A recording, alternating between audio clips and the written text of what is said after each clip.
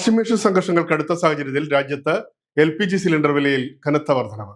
വാണിജ്യ സിലിണ്ടറിന്റെ വില ഒറ്റയടിക്ക് 993 രൂപ ഉയർന്നതോടെ ഹോട്ടൽ ചെറുകിട വ്യവസായ മേഖലയിൽ വലിയ പ്രതിസന്ധി. പശ്ചിമേഷ്യൻ മേഖലയിലെ സംഘർഷങ്ങൾ തുടരുന്നതിനിടെ പൊതുമേഖലാ എണ്ണ വിതരണ കമ്പനികൾ LPG വാണിജ്യ സിലിണ്ടറിന്റെ വില കുത്തനെ ഉയർത്തി. ഒറ്റയടിക്ക് 993 രൂപ വർദ്ധിച്ചതോടെ सिलेंडर विला 3000 കടന്നിരിക്കുകയാണ്. और ये जो 3500 हो गए हमको गैस का मिल रहा है और हम लोग को नहीं महीने में सिर्फ 6 सिलेंडर मिलता है. 6 सिलेंडर हमको अब डेली का 2-3 सिलेंडर लगता है. तो हम लोग को लगता है एक डोसा भट्टी के लिए अंदर के लिए, लेकिन वो अपना एक फॉर्म भरेगा तो उस पर खाली 6 सिलेंडर देता है महीने में हम लोग को. മുംബൈയിലെ ഏറ്റവും പുതിയ നിരക്ക് 3046 രൂപയായി ഉയർന്നു. ഗാർഹിക സിലിണ്ടറുകളുടെ വിലയിൽ മാറ്റമില്ലെങ്കിലും വാണിജ്യ ഉപഭോക്താക്കൾക്ക് ഇത് വലിയ തിരിച്ചടിയായി.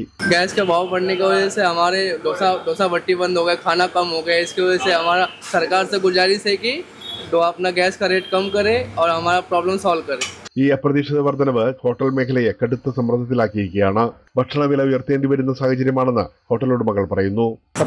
रेट भी बढ़ाना पड़ रहा है इस आइटम के ऊपर. बहुत सारा आइटम हम लोगों ने बंद करके रखा है, तो कस्टमर तो आके पूछते हैं, रिटर्न जाते हैं, तो गैस में सब ब्लैक में लेना पड़ रहा है.